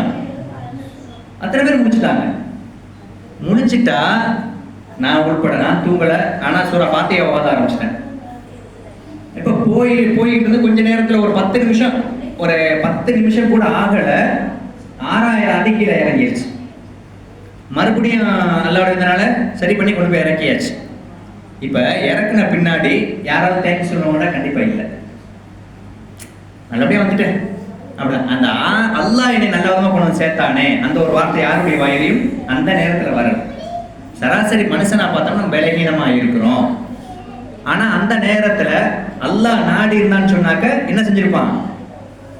முடிஞ்சிருப்பான், ஹலாக்காக்கியிருப்பான். ஒரு 2-3 நாளைக்கு முன்னாடி இதை நான் ஏன் இந்த விஷயத்த சொல்ல வர்றேன் அப்படின்னாக்க, நம்ம ரொம்ப தூரம் போக வேணாம், 1400 வருஷத்துக்கு முன்னாடி போக வேணாம். இப்போ நடக்கிற விஷயங்கள் நமக்கு படிப்பினை தரக்கூடிய விஷயங்களாக இருக்கு. 2-3 நாளைக்கு முன்னாடி பார்த்துருப்பீங்க, பாகிஸ்தான் சவுதியா ஏர்லைன்ஸ் பாகிஸ்தானில் அவசரமாக லேண்டிங் பண்ணாங்க, தீ பிடிச்சிருச்சு. இருந்த அத்தனை பேர்த்தையும் உயிரோடு வெளியாக்குனாங்க. அதையும் நம்ம பார்த்தோம். அதுக்கு முன்னாடி கொஞ்ச நாளைக்கு முன்னாடி இங்கே நடந்தது, நேரடி கீழே இருந்து மோட்டரில் போய்கிட்டு இருந்தா இறந்து போனான். சம்பந்தமே இல்லை. ஆனால் சம்பந்தப்படுத்தின அந்த சவுதியா ஏர்லைன்ஸா அல்லாஹ் எரிய வச்சு எல்லாத்தையும் உயிரோட வெளியாக்குனான். நாங்கள் போன ஃப்ளைட்டில் இறக்காமையே எங்களுக்கு ஒரு பயம் காட்டினான். ஆனால் இங்கே வந்து சம்பந்தமே இல்லாமல் மோட்டரில் போய்கிட்டு இருந்த நபருக்கு அல்லாஹ் காட்டிட்டான். அப்போ அல்லாஹ் எதை நாடுறானோ அதை கொடுப்பான். ஏன் ரப்பு என்னை பாதுகாப்பாக கொண்டு போய் இறக்குவான்ற எட்டி அந்த உறுதியோடு இருந்துச்சுன்னு சொன்னால் கண்டிப்பாக நம்ம என்ன செஞ்சிருவான்? பாதுகாப்பாக கொண்டு போய் இறக்குவான். எல்லாமே வந்து அல்லாஹ்வுடைய புறத்துல இருந்து இருக்குது அப்படிங்கிறத நம்ம கவனிச்சு பார்க்கணும். அடுத்து இப்ப 2 விஷயத்தை சொல்லிட்டேன். மொத்தம் 10 நபிமாருடைய விஷயத்த நம்ம இந்த ஆஷுராவுடைய நாள்ல, முஹர்ரமுடைய நாள்ல நடந்திருக்கு. அடுத்து நபி நூஹ் அலைஹிஸ்ஸலாம் அவங்களுடைய விஷயம் நம்ம எல்லாரும் கேள்விப்பட்ட ஒண்ணுதான். நூஹ் அலைஹிஸ்ஸலாம் அப்படின்னாலே கப்பலுடைய விஷயங்கள் ஞாபகத்துக்கு வரும். இப்ப இந்த கப்பல் வந்து புறப்பட்டு எங்க வந்து நின்றுச்சு? ஜூத் மலையில வந்து நின்றுச்சு அப்படின்னு சொல்லிட்டு வரலாறு.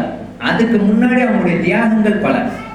நூஹ் நபியுடைய தியாகங்களை பத்தி அல்லாஹ் குர்ஆன்ல சொல்லும்போது, அவரை வந்து பல மக்கள் கேலி கிண்டல் செஞ்சாங்க, இருந்தும் கூட அவர் மனம் தளரல.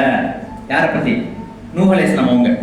இப்ப நான் வந்து ஒரு செயல் செஞ்சுக்கிட்டு இருக்கிறேன், சம்பந்தமே இல்லாம இப்ப நான் போய் ஒரு உதாரணத்துக்கு சொல்ல போனாங்க, நான் டாக்டருக்கு படிக்க போறேன்னு வச்சுக்கிறோமே, நான் போய் டாக்டருக்கு உஸ்தாத் இதெல்லாம் தேவையா? வந்தாரா, துருவச்சமா பாத்தியா ஓதுனாரா, மூழுது ஓதுனாரா அப்படின்னு இருக்க வேண்டியதானே. இவரை டாக்டருக்கு படிக்க போறாரு, இவரை டாக்டருக்கு படிச்சுட்டு என்ன செய்ய போறாரு அப்படின்ற விமர்சனங்கள் வந்தாலும் கூட தொடர்ந்து போகணும். இங்க நபி நூஹ் அலைஹிஸ்ஸலாம் அவங்களுக்கு விமர்சனங்கள் அதிகம். விமர்சனங்கள் வந்தாலும் கூட ஒரே வார்த்தை சொன்னாங்க, ஏன் ரப்பு என்னை செய்ய சொல்லிட்டான். கப்பல் செய்ய சொன்னது யாரு? ஏன் ரப்பு, அதனால நான் செய்யறேன். இந்த கப்பல் செஞ்ச பின்னாடி அவங்களுக்கும் அவங்க மகனுக்கும் மத்தியில பேச்சுவார்த்தைகள் இருந்துச்சு. சூரத்துல் ஹூத்ல இந்த விஷயத்தை எல்லாம் சொல்லி காமிக்கிறான். அவங்களுக்கு மத்தியில பேச்சுவார்த்தைகள் வரப்போது மகனும் பிள்ளையும் அத்தாவும் பிள்ளையும் பேசிக்கிட்டு இருக்கிறாங்க. இது ஒரு 3-4 வாரத்துக்கு முன்னாடி பெண்கள் தஃசீர்ல வந்த ஒரு விஷயம். அது பாடம் நடத்தின அந்த விஷயத்தை பேச்சுவார்த்தை நடத்த போகும்போது அத்தாவும் பிள்ளையும் பேசிக்கிட்டு இருக்காங்க, நீ வந்துருத்தா, நான் எல்லாத்தையுமே ஏத்திட்டேன், கப்பல் கிளம்புறதுக்கு ரெடி ஆயிடுச்சு அப்படின்னு பேசிக்கிட்டு இருந்தாங்க. அல்லாஹ் சொல்லி காமிக்கிறான், எங்கே இருந்தோ வந்த அலை அவர்களை அடித்தது அப்படின்னு போடுறான். அதாவது அத்தா கண்ணுக்கு முன்னாடி மகனை என்ன செஞ்சிருச்சு? அலை அடிச்சுட்டு போயிடுச்சு. அந்த அலையை பத்தி, அந்த வெள்ளத்தை பத்தி சொல்றாங்க. பாஞ்சீரை பத்தி சொல்ல போகும்போது, நம்ம கண்ணுக்கு முன்னாடி மலைகள் இருக்கு இல்லையா, இந்த மலை எவ்வளவு உயரம்? இதுவரை யாராவது எந்த மலையாவது உயரத்தை அளந்து சொல்லியிருக்காங்களா? பினாங்களோட மலையை வச்சுக்கிறோம், வேற எங்கேயோ உள்ள மலையாவது அளக்கலை இதுவரை உயரம் எவ்வளவு அப்படிலாம் சொல்லலை. இருக்கிற மலையிலே உகந்த மலை பெருசு அப்படின்னு சொல்லிட்டு சொல்லுவாங்க. அந்த மலை கணக்கு வச்சுக்கிறோம். அதுல இருந்து 150 மீட்டருக்கு உயரம், மலையே உயரம். அதுல இருந்து 150 மீட்டர் உயரம். அந்த அளவுக்கு வெள்ளம் ஏறிச்சுன்னு எழுதுறாங்க. அந்த வெள்ளத்துல இப்ப அந்த மலை உச்சியில இருந்து பேசிக்கிட்டு இருக்கிற யாரு? அவருடைய மகன் கன்ஆன் சொல்லக்கூடிய நபி நூஹ் அலைஹிஸ்ஸலாம் அவங்களுடைய மகன் வந்துட்டு பேசிக்கிட்டு இருக்கிறார். எங்கிருந்து வந்த வெள்ளம் அவர்களை தட்டியது. அந்த மலையை விட 150 மீட்டர் மலை தண்ணியில ஏறிடுச்சு. தண்ணி ஏறினாலே அடிச்சிருச்சு. சில முஃபஸ்ஸிரீன்களுக்கு மத்தியில கருத்து வேறுபாடுகள் வந்து எத்தனை நாட்கள் ஓடுச்சு அப்படின்னு சில பேர் 150 நாள் எழுதுறாங்க. அல்லாஹ் ஆலம். சரி, அதுக்கு பிற்பாடு தண்ணி வத்த ஆரம்பிச்சிருச்சு. இந்த கப்பல் கட்டினாங்க இல்லையா, இந்த கப்பல் கட்ட போகும்போது கப்பல் கட்டின பின்னாடி கப்பல்ல ஒவ்வொருத்தரையும் ஏறுங்கன்னு சொல்லிட்டு அல்லாஹ்வுடைய உத்தரவு. நீங்க ஒவ்வொரு ஜோடியிலிருந்தும் 2 ஏத்துங்க அப்படின்னு சொல்லிட்டான். நீங்க அந்த சூரத்துல் ஹூத்ல பார்த்தா அந்த வரலாறு அப்படியே வரும். முதல்ல நபி நூஹ் அலைஹிஸ்ஸலாம் அவங்களும் அவங்களுடைய மகனாரும் பேசக்கூடிய அந்த உரையாடல்கள் 2 பேரும் பேசிக்கிற மாதிரி அப்படியே வந்துகிட்டே இருக்கும். அதுக்கப்புறம் பார்த்தோம்னாக்கா அல்லாஹும் நபி நூஹ் அலைஹிஸ்ஸலாம் அவங்க பேசுறது வரும். சரி, இங்க வந்த பின்னாடி இந்த கப்பலுடைய விஷயத்துல மக்கள்கிட்ட சொல்றாங்க, நீங்க சும்மா ஏறாதீங்க, படிப்பினை ஒவ்வொன்றும் நமக்கு ஒரு பாடம் சொல்லித்தரு. வெறுமனே காடியில் ஏறி உட்கார்ந்து கியரை சேஞ்ச் பண்ணிட்டு டர்ன் எடுத்துட்டு போயிடக்கூடாது. பிஸ்மில்லாஹி தவக்கல்து அல்லாஹ், நம்ம உட்கார போதே குறைஞ்சபட்சம் பிஸ்மில்லாஹிர் ரஹ்மானிர் ரஹீம் சொல்லி உட்காரணும். துவா ஓதணும். பிரயாணிகள் துவா அங்கீகரிக்கப்படும். ஹதீஸ்ல வந்திருக்கு. பிரயாணம் யாரெல்லாம் போறாங்களோ நல்ல விஷயத்துக்காக வேண்டிய ஹலாலான விஷயத்துக்கான முசா சொல்லிட்டாங்க. பிரயாணம் யாரெல்லாம் போறாங்க, சினிமா தியேட்டருக்கு போவோம், அதுவும் பிரயாணம் தானே, அங்க உட்காந்து துவா ஓதிட்டு போவோம், அப்படிலாம் இருக்கக்கூடாது. பிரயாணம் தான் அல்லாஹ்வுக்கும் அல்லாஹ்வுடைய ரசூலுக்கும் பிரியமான ஒரு பிரயாணம். பிள்ளைங்களை பார்க்க போறோம், அது அல்லாஹ்வுடைய அந்த அல்லாஹ்வுக்கு பிரியமான ஒரு பிரயாணம். அதே மாதிரி வந்து வேலைக்கு போறோம், அது போருக்கு போறது சமமானது. அல்லது நம்ம வியாபாரத்துக்கு போறோம், அதுக்கு இங்க இருந்து இன்னொரு இடத்துக்கு வியாபாரத்துக்கு போகணும், அது போருக்கு சம. அந்த மாதிரி நேரங்கள் இதெல்லாம் வந்து இந்த மாதிரி இடங்கள் துவா அங்கீகரிக்கப்படக்கூடிய நேரங்கள். ஒரு ஆஸ்பத்திரிக்கு போறோம், அந்த மாதிரி நேரத்தில் துவா செஞ்சுட்டு போறது. அப்ப இந்த மாதிரி இடங்கள் அந்த துவா செஞ்சுட்டு போகணும். அப்ப இந்த துவாவை பத்தி பெரும்பாலும் பிரயாண துவா அப்படின்னாலே சுப்ஹானல்லதி ஸஹரலனா ஹாதா வமா குன்னா லஹு முக்ரினீன், அந்த துவாவை தான் நமக்கு ஞாபகத்துல. இங்க அல்லாஹ் சொல்லி காமிக்கிறான், பிஸ்மில்லாஹி மஜ்ராஹா வ முர்சாஹான்னு சொல்லி ஏத்துங்க அப்படிங்கிறான்.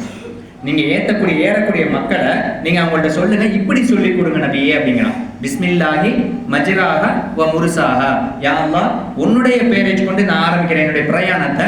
இந்த பிரயாணம், இந்த கப்பல் உன்னுடைய பெயரை கொண்டு தான் புறப்படுது, உன்னுடைய பெயரை கொண்டு தான் நிக்குது. நீ எங்க கொண்டு போய் நிக்கணும்னு நினைக்கிறியோ அங்கதான் இந்த கப்பல் நிற்கும். நீ எங்க புறப்படணும்னு நினைக்கிறியோ, எந்த இடத்துல இருந்து புறப்படணும் நினைக்கிறியோ அங்கிருந்து தான் புறப்படும். அப்ப இது சுருக்கமான ஒரு துவா. நம்ம இந்த துவாவை ஓதிக்கிறோம். நம்ம கேட்கக்கூடிய துவாக்கள் சாத்தியம் உள்ளதாக இருக்கணும். சாத்தியமே இல்லாத ஒண்ணா இருக்கக்கூடாது. நமக்கு நல்லா தெரியும், நம்முடைய இந்த கால சூழ்நிலையில ஒரு வியாதி வருதுன்னு வச்சுக்கிறோமே, அந்த வியாதிக்கு அல்லாஹ்ட்ட ஷிஃபாவை கேட்கலாம். யாரெல்லாம் எனக்கு நோயை ஷிஃபாவாய் கொடு, எனக்கு நோயை ஷிஃபாவாய் கொடு, என் உடம்பு ஆரோக்கியத்தை கூட ரசூல் சார் சொல்லி கொடுத்துருக்காங்க. அதுக்காக வேண்டி 1 மணி நேரத்தில் எனக்கு நோய் ஷிஃபாவன்னா ஆகுமா, அந்த மாதிரி கேட்கக்கூடாது.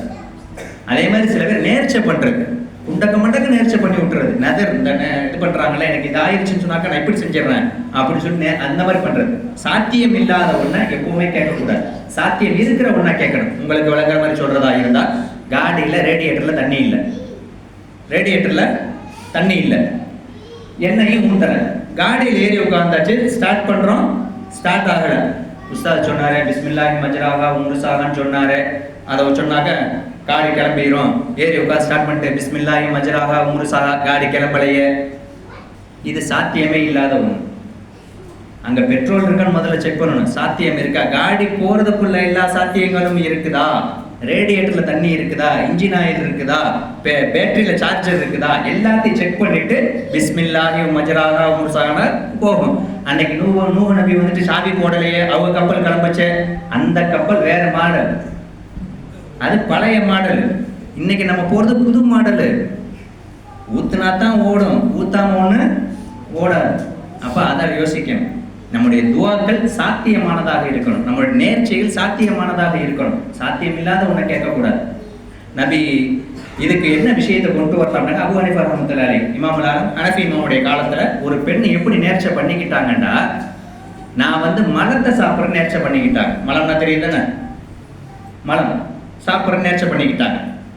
காக்கா சரியா, சாப்பிட முடியுமா? ஒரு நோய், அந்த நோய் நீங்கினால் நான் சாப்பிட்டுக்கிறேன் அப்படின்னு நேர்ச்சை பண்ணிட்டாங்க. அவங்க பிள்ளைக்கு குடும்பத்தில் ஏதோ பிரச்சனை, நேர்ச்சை பண்ணிட்டாங்க, சரியாயிடுச்சு. இப்போ என்ன செய்யணும்? சாப்பிடணும். நேர்ச்சை பண்ணக்கூடாது, பண்ணிட்டா செஞ்சுதான் ஆகணும். அப்படி இல்லைன்னாக்கா கஃபாரா கொடுக்கணும். 60 நோன்பு வைக்கணும், விடாம கேப் இல்லாம வைக்கணும். இல்ல 60 வந்து சாப்பாடு கொடுக்கணும். ரெண்டு ஒரே நேரத்தில். சில இமாம்களுக்கு மத்தியில் கருத்து வேறுபாடு வருது. சில பேர் சொல்றாங்க 60 நோன்பு வச்சா போதுமானது, சரியாயிரும் அப்படின்னு. இன்னும் இமாம்கள் சில பேர் என்ன சொல்றாங்க, இல்ல 2ஐயும் ஒன் ஷாட்ல வைக்கணும், 60 பேருக்கு சாப்பாடு கொடுக்கணும், 60 நோன்பு வைக்கணும், கேப் இல்லாம செய்யணும். எப்ப நமக்கு அந்த காரியங்கள் நடந்துருச்சுன்னா. இங்க இந்த அம்மா என்ன செஞ்சுட்டாங்க, மலத்தை சாப்பிட நேர்ச்சை பண்ணிட்டாங்க. இப்ப இமாமுல் அழைச்சிட்டு வர்றாங்க, நான் இந்த மாதிரி நேர்ச்சை பண்ணிக்கிட்டேன், நான் என்ன பண்றது, சாத்தியமே இல்லாத ஒண்ணு நேர்ச்சை பண்ணிருக்கீங்க. அப்ப இமாமுல் சொன்னாங்க, ஏன் இந்த மாதிரிலாம் பண்றீங்க, உங்களை அல்லாஹ் ஒண்ணு அப்படி கஷ்டப்படுத்தலையே, அல்லாஹ் வந்து ஒரு அடியாரை கஷ்டப்படுத்த விரும்பல. நம்ம துவாவை அதிகமா கேட்டோம்னா அல்லாஹ் கொடுத்துட்டு போயிடுவோம். கொஞ்சம் லேட் ஆகும், அவ்வளவுதான். நம்ம ஆரம்ப வயசுல பார்த்தோம்ல 8 வருஷம், அப்ப கொஞ்சம் லேட் ஆகும், கொஞ்சம் பொறுமையா இருக்கணும். இன்னல்லாஹ் மஅஸ்ஸாபிரின், பொறுமையாளர்களோட அல்லாஹ் இருக்கிறான் அப்படிங்கறத சொல்லி தர்றாங்க. சரி, இப்ப இமாமுல் இதுக்கு தீர்ப்பு சொல்லணும். என்ன சொல்றாங்க, நீங்க சோத்தை போட்டு வாங்க, உங்க வீட்டுல என்ன ஆக்குறீங்களோ அதை போட்டு ஒரு தட்டுல போடுங்க. போட்டுட்டு வட்டிக்காரங்க இருக்காங்களா, அந்த காலத்துல வட்டிக்காரங்க வீட்டுல தான் இது பண்ணிட்டு இருப்பாங்க. இப்பதானே அந்த கடை ரொட்டி வச்சுக்கணும் வந்து இருக்குது. அப்ப அந்த வீட்டுக்கு போங்க. அந்த காலத்துல பாத்தீங்கன்னாக்க இப்ப உள்ள மாதிரி வீட்டுலாம் இருக்காது. நம்ம ஊர்ல வந்து வெளியே திண்ண மாதிரி இருக்கும். அதுல வந்து வழிபோக்கர்கள் உட்கார்ந்துட்டு போறதுக்கான திண்ணை பெரும்பாலும் கட்டி விடுவாங்க. அந்த திண்ணையில உட்கார்ந்து சாப்பிடுங்க போதும். அப்ப என்ன அர்த்தம், வட்டிக்காரங்க இருந்து எதை வாங்கி சாப்பிட்டாலும் அதை சாப்பிட்டதுக்கு அர்த்தம்னு சுசமமான விஷயத்தை சொல்லிடுறாங்க. அவங்க சம்பாத்தியத்துல எதை சாப்பிட்டாலும் அல்லது அவங்க வீட்டுல போய் உட்கார்ந்து சாப்பிட்டால் இதுக்கு சமமானதுன்னு சொல்றாங்க. சொல்லிட்டேன் அபூ ஹனீஃபா ரஹ்மத்துல்லாஹி சொன்னாங்க, இனிமே இந்த மாதிரிலாம் பண்ணாதீங்க, சாத்தியம் இருக்கிற ஒண்ணு நேர்ச்சை பண்ணிக்கங்க அப்படின்னு சொன்னாங்க. அப்ப அதை நம்ம ஃபாலோ பண்ணி வரணும். இங்க விஷயம் என்ன அப்படின்னாக்க, நபி நூஹ் அலைஹிஸ்ஸலாம் அவங்களுக்கு 2 விஷயத்தை அல்லாஹ் இந்த இடத்துல மெயினா சொல்லி காமிக்கிறான். ஒண்ணு, அல்லாஹ்வுடைய உத்தரவு வந்த பின்னாடி நீங்க உடனே கிளம்பணும். ஆனா மகனோட பேசிக்கிட்டு இருந்தாங்க, அந்த மாதிரி செய்யாதீங்க, உடனே கிளம்புங்க அப்படின்ற விஷயத்தை மேற்கோள் காமிக்கிறாங்க. 2வது துஆ. நம்ம எப்ப எதை ஆரம்பிச்சாலும் பிஸ்மில்லாஹிர் ரஹ்மானிர் ரஹீம், அல்லாஹ்வுடைய பெயரை கொண்டு ஆரம்பிக்கிறாங்க. இதுதான் இந்த முஹர்ரம் மாசம் நமக்கு சொல்லித்தர படிப்பினைகள். வெறுமனே ஒவ்வொரு நபிமார்களும் வெற்றியானாங்க அப்படிங்கறத மட்டும் நமக்கு சொல்லித்தரல இந்த விஷயங்கள். அல்லாஹ் தஆலா இந்த படிப்பினைகள் மூலம் நமக்கு கத்து தர்றது வந்துட்டு நீங்க என்ன செய்யணும், இப்படி உங்களுடைய வாழ்க்கையில மாறிக்கங்க அப்படிங்கிற விஷயத்தை சொல்லி தர்றாங்க. அடுத்து பார்த்தோம்னாக்க நபி ஹூத் அலைஹிஸ்ஸலாம் அவங்களுடைய விஷயங்கள் நமக்கு ஒரு படிப்பினை தரக்கூடிய விஷயமா இருக்குது. அவங்களுடைய விஷயம் இந்த நாள்ல நடக்கல, ஆனா அவங்களுடைய விஷயங்கள் நமக்கு அச்சுறுத்தக்கூடிய பயங்காட்டக்கூடியதா இருக்கு. என்ன அர்த்தம் அப்படின்னாக்க, இப்ப ஏறத்தாழ 10 நபிமாருடைய விஷயங்கள் இந்த அஷூராவுடைய தினத்தில் நடந்துச்சு. இந்த 10 விஷயங்களையும் நம்ம ஃபாலோ பண்ணணும்னு அர்த்தம். ஆதம் நபி அவங்களுக்கு வந்துட்டு பொறுமையா இருந்து அவங்க வந்து அல்லாஹ்வுடைய சொல்ல கேட்காதனால நடந்துச்சு அப்படிங்கிற ஆதம் நபியோட விஷயத்தை சொல்லியாச்சு. அடுத்து பார்த்தா நபி யூனுஸ் அலைஹிஸ்ஸலாம் அவங்க ஏன் மீன் வயிற்றுக்குள்ள போனாங்கன்னு சொல்லியாச்சு. நபி நூஹ் அலைஹிஸ்ஸலாம் அவங்களுக்கு ஏன் அந்த கப்பலுடைய விஷயங்கள் நடந்துச்சு அப்படிங்கிறது சொல்லியாச்சு. அடுத்து நபி இப்ராஹிம் அலைஹிஸ்ஸலாம் அவங்களுடைய விஷயம் கொண்டு வரணும். ஆனா இங்க நேரம் முடிய போறதுனால முடிவுக்கு நான் வரணும். இப்ப ஹூத் அலைஹிஸ்ஸலாம் அவங்கள வந்துட்டு இந்த பூமிக்கு அல்லாஹ் வந்து நபியை அனுப்பி வச்சான். அனுப்பி வச்சு அந்த சமுதாயத்தார்களுக்கு மத்தியில இவங்க வந்து தாவா கொடுக்குறாங்க. நீங்க வந்து எப்படிலாம் இருக்கணும். இன்னைக்கு வந்து சில விஷயங்கள் எங்களால சொல்ல முடியும், பல விஷயங்கள் சொல்லவே முடியாது. சொன்னா இந்த மருமம் ஐயம்பேட்டை ஜியாவுதீன் ஹஸரத் பாக்கவி அவங்க தான் ஒரு விஷயத்தை சொல்லி காமிப்பாங்க. ஒரு வீட்டில் வந்து ஹஸ்பண்ட் அண்ட் ஒய்ஃப் இருந்திருக்கிறாங்க. அத்தாக்காரு வழக்கம் போல வேலைக்கு போயிட்டார், கடைக்கு வியாபாரத்துக்கு போயிட்டார். மனைவிட்ட சொல்லிட்டு போனாங்களாம், காசை கொடுத்துட்டு, இந்தம்மா நான் வந்து வெளியே போறேன், நீ வந்து இறைச்சி வாங்கி இன்னைக்கு கறி வச்சிரு அப்படின்னு காசை கொடுத்துட்டு போயிட்டாங்க. போன பின்னாடி இந்த அம்மா வழக்கம் போல என்ன செஞ்சிருச்சு, இறைச்சி வாங்கிட்டு வந்துட்டாங்க. இறைச்சியை வாங்கிட்டு வந்து கறியை வச்சுட்டாங்க.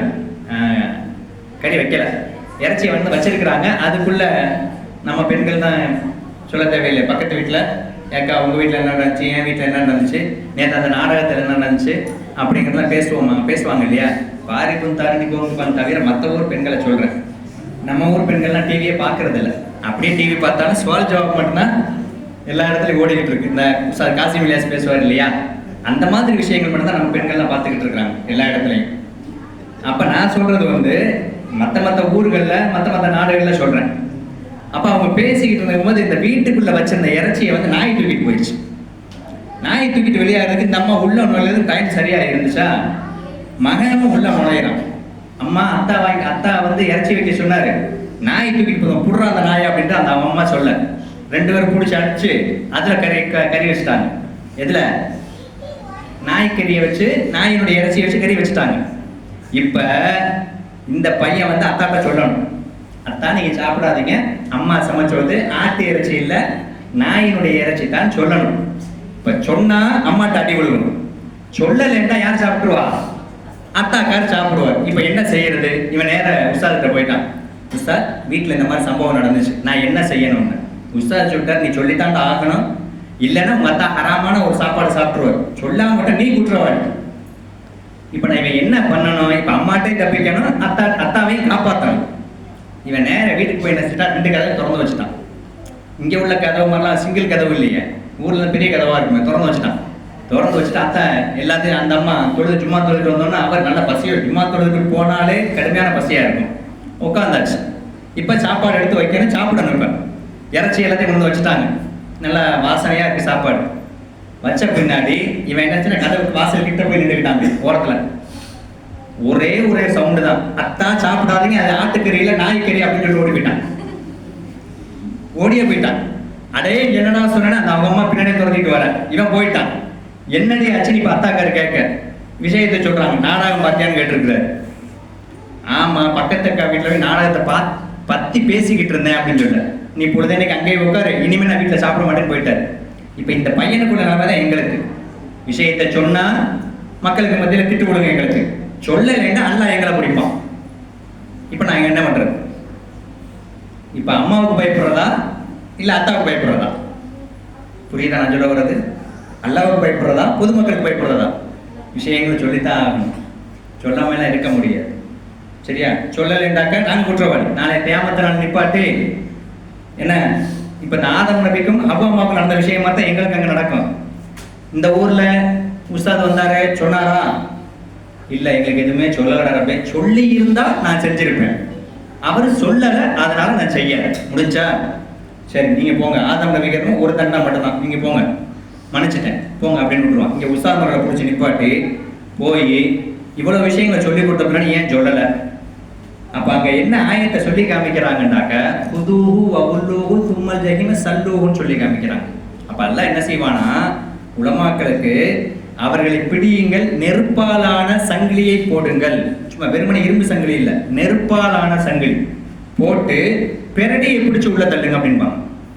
கழுத்தினுடைய பெரடி இருக்கு இல்லையா, இது பிடிச்சி உள்ள தள்ளி விடலாம். ஏன்னா இந்த இடம் தான் வேகமாக தள்ள முடியுமா, பசிரிகள் எழுதுறாங்க. அப்போ அதில் தான் நாங்கள் பயப்படணும். இங்கே ஹூத் அலைஹிஸ்ஸலாம் அவங்களுடைய விஷயத்தை சொல்ல போகும்போது இப்போ அதுக்கு தான் சொல்ல வந்தேன். கொஞ்சம் பயங்கரமான விஷயங்கள் தான். அவங்க என்ன சொல்லி காமிக்கிறாங்க, அந்த சமுதாயத்தை பற்றி எல்லாம் சொல்லி காமிக்கிறாங்க. நீங்கள் வந்து இருக்கிற மக்கள்லேயே நபி ஆதம் அலைஹிஸ்ஸலாம் அவங்க தொட்டு கடைசியாக வந்த ரசூல் ஸல்லல்லாஹு அலைஹி வஸல்லம் நம்ம வரையும் இன்னைக்கு எத்தனை ஜாம்பவான்கள் இருக்கிறாங்க. ஜிம்முக்கு போய் உடம்பை பெருசாக்குற எத்தனை பேர் இருக்கிறாங்க. சரியா? நான் உடம்பு பெருசாக்க போறேன், உடம்பு மெலிய வைக்க போறேன், எல்லாரும் எங்க போறோம்? ஜிம்முக்கு. ஆனா தூங்குற நேரத்தை தவிர மற்ற எல்லா நேரம் மிஷின் ஓடிக்கிட்டே இருக்கும். அப்படித்தானே? உடம்பு குறைக்கிறதா மிஷினை நிப்பாட்டணும். மிஷின் தெரியுதா? எது கிடைச்சாலும் உள்ள இறக்குறது. இதுல பெருங்கொண்ட விஷயம் என்னன்னாக்க, அந்த என்னது தொம்மியம், இன்னொன்று வெஸ்டர்ன் ஃபுட்டு. வெஸ்டர்ன் ஃபுட்டை கொடுத்தோம்னாக்க உடம்பு எப்படி குறையும்? அந்த உள்ள கொடுத்துக்கிட்டே இருக்கிறது. தூங்குற நேரத்தில் எப்போ நீ கொஞ்சம் நேரம் தூங்கி இருந்துச்சுன்னா அந்த நேரம் கிடைச்சா அந்த நேரத்தில் கொஞ்சம் சாப்பிடுவேன்னு சொன்ன நபர்கள் நிறைய பேர் அந்த இடத்துல கேப் கூட விடுறதில்ல, அதில் ஏதாச்சும் உள்ள கொடுக்குறது. அப்படி இப்படி இருந்தால் உடம்பு இறங்காது. இன்னும் சில பேர் உடம்பு இறக்குறேன்னு சொல்லிட்டு சாப்பிட்றதே இல்லை. அது சம்மந்தமாக போனாக்க நிறைய போய்கிட்டே இருக்கணும். அதுவும் தப்பு, இதுவும் தப்பு. அப்போ ஹூத் அலைஹிஸ்ஸலாம் அவங்களுடைய சமுதாயத்தை பற்றி சொல்ல போகும்போது இருக்கிற சமுதாயத்தாரிலேயே உடம்பு தேகம் உடையவர்களாக சக்தி வாய்ந்தவர்களாக உங்களை மட்டும்தான் நான் படைச்சிருக்கேங்கிறான். யாரை பத்தி? ஹூத் அலைஹிஸ்ஸலாம் அவங்களுடைய சமுதாயத்தை. உங்களை தான் சக்தி வாய்ந்தவர்கள் நான் படைச்சிருக்கிறேன். என்னையே நீங்க ஏத்துக்கிட்டால் என்கிட்ட நீங்க பாவம் மன்னிப்பு தரணும். அவங்க வந்து தேகத்தை பெரியவங்களால ஷிர்க் வச்சுட்டாங்க. உங்களுக்கு நான் வாய்ப்பு தரேன், நீங்க என்கிட்ட பாவம் மன்னிப்பு கேளுங்க, உங்களை நான் மன்னிச்சிடுறேன் அப்படின்னா. மன்னிச்சுட்டேன்டாக்க உங்களுக்கு எந்த தண்டனையும் இல்லை. உங்களுக்கு பரிசு என்ன தெரியுமா தர்றேன்? ஏற்கனவே ரொம்ப பவர்ஃபுல்லான இருக்கிறீங்க, உடம்புல தேகத்துல சக்தி வாய்ந்தவர்களா இருக்கீங்க, இன்னொரு மடங்கு சக்தியை தர்றேன். அதுக்கு என்ன விளக்கம் எழுதுறாங்கண்டாக்க, அந்த இன்னொரு மடங்கு சக்திங்கிறது இன்னைக்கு நம்ம ஏதாச்சும் ஒரு வேலை வந்து டயர்ட் ஆயிடுமா, ஏதாச்சும் ஒரு சின்ன ஒரு மாதிரி அசதி வந்துடுது, 100+ குடிக்கிறோம், வேற என்ன எனர்ஜி ட்ரிங்க் அதை குடிக்கிறோம். அப்ப இந்த மாதிரி அவங்களுக்கு டயர்ட்னஸே வராதான். அந்த அளவுக்கு ஆக்கி தரேன்னு சொன்னோம். Any time. சில பேர் தூங்கி எழுந்தோம் டயர்டா இருக்கு, எனக்கு வேலை பார்க்க முடியல, அது அவங்களுக்கு இல்லையா. அந்த ஹூத் அலைஹிஸ்ஸலாம் சமுதாயத்தார்களுக்கு அந்த தன்மையே இல்லைன்னு எழுதுறாங்க. அந்த அளவுக்கு அவங்க சக்தி வாய்ந்தவர்களா இருந்தாங்க. நீங்க என்கிட்ட பாவ மன்னிப்பு கேளுங்க, வேற ஒன்றும் இல்லை அப்படின்னு சொல்லிட்டு.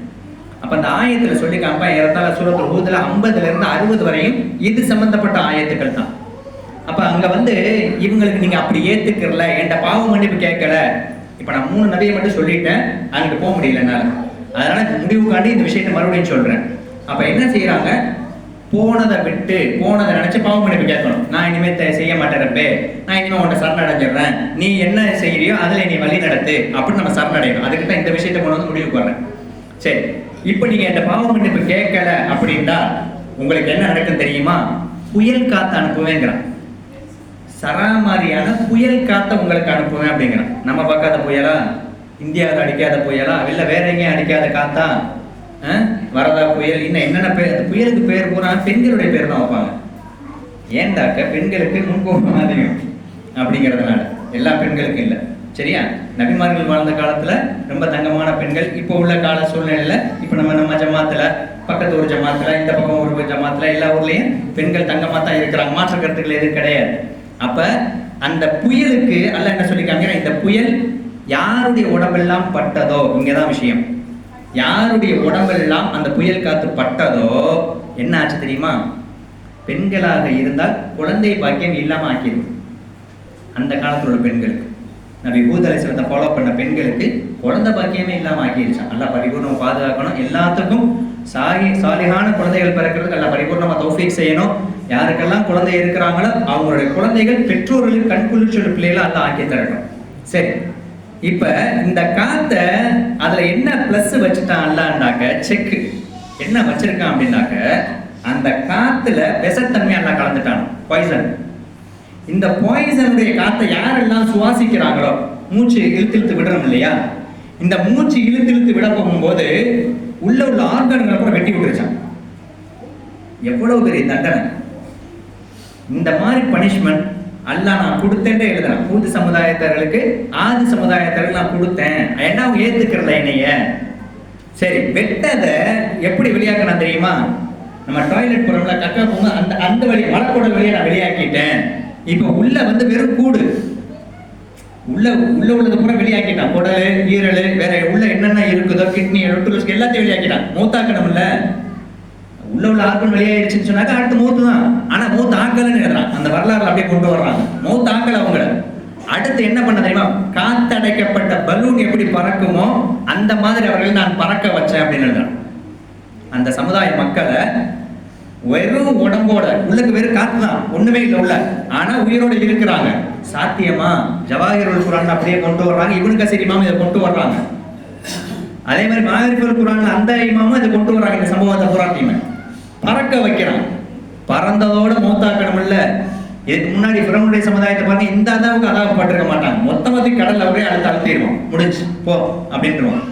அதே மாதிரி பார்த்தா ஒவ்வொரு சமுதாயத்தையுமே மொத்தமா ஹலாக்காக்கிட்டான். இதுக்கு முன்னாடி உனக்கு ஒண்ணும் இல்லை போ அப்படின்னு சொல்லிடுவான். ஆனா இங்க எப்படி செய்யறான் அப்படின்னாக்க, உள்ள ஆர்கன்கள் எல்லாத்தையுமே அறுத்து ஒரு மாதிரி கூழ் மாதிரி ஆக்கி, அரைக்கப்பட்ட மாவு மாதிரி, தோசை மாவு வச்சுக்கிறோமே, அரிசியும் உளுந்தையும் போடுறோம், வெந்தயத்தை போடுறோம், அதெல்லாம் சொன்னாத்தே விளங்க, வேற வழி இல்லை. நீங்க நம்ம தோசை மாவு சொன்ன உதாரணம் சொன்னாத்தே விளங்க. ஆட்டின பின்னாடி அந்த கிரைண்டர்ல இருந்து மாவு வெள்ளும் போது எப்படி இருக்கும், அந்த மாதிரி உள்ள இருந்த ஆர்கன்கள் வெளியாகிருச்சு. ஆர்கன்கள் வெளியான பின்னாடி அந்த உடம்பு வெறும் காத்தடைக்கப்பட்ட பை மாதிரி ஆகிருச்சு. இப்ப பறக்க வைக்கிறான். அந்த புயல் காத்து அவர்களை தூக்கிட்டு போய் அதோட மௌத்தாக்கல. அதுக்கு பிற்பாடு அல்ல விடல அந்த சமுதாயத்தை. மேல இருந்து ஒரு 2 மாடி உயரத்துல இருந்து ஒரு பெரிய சட்டியை தூக்கி போட, சட்டியோட நிலைமை என்ன? அதை விட மோசமாக இந்த அலந்தர கைப்பட சொல்லுவான்ல, ஃபஜால ரப்புக பிஅஸ்ஹாபில் ஃபீல், யானைகள் மென்று துப்பப்பட்ட வைக்கல் மாதிரி அவங்க ஆயிட்டாங்க, அந்த மக்கள் ஆயிட்டாங்க. அபாபில்ன்ற பறவை நம்ம கல்லால் அடிச்சோம். அந்த பறவை கல்லில் வீச போகும்போது என்ன ஆயிடுச்சு, அவங்க மென்று துப்பப்பட்ட வைக்கல் புல்லு மாதிரி ஆயிட்டாங்க. ஒரு ஆடு ஒரு புல்ல மேயுது, மெல்லுது, அது துப்புனா அந்த புல்லு எப்படி இருக்கும், அந்த மாதிரி அந்த சமுதாயம் ஆயிட்டாங்க. இங்க ஹூத் அலைஹிஸ்ஸலாம் அவங்களுடைய சமுதாயம் அப்படித்தான் போயிட்டாங்க. மேல தூக்கி மேல இருந்து கீழே அடிச்சான். அப்படி மேல இருந்து கீழே அடிக்கும் போது அவர்கள் முகம் குப்பர விழுந்தார்கள் எழுதுறான். முகம் கீழே பூமியை பார்த்துருக்குது. மேல தூக்கி போடும்போது செதறிட்டாங்க அப்படின்னு எழுதுறாங்க. செதறின பின்னாடி இப்ப ஹூத் அலைஹிஸ்ஸலாத்தை ஏத்துக்கிட்டது வெறும் 4000 பேர். இந்த 4000 பேர்த்திட்டு கூப்பிட்டு சொன்னானா இதுதான் ஆது சமூகத்தார்கள் பார்த்துக்கங்க அப்படின்றாங்க.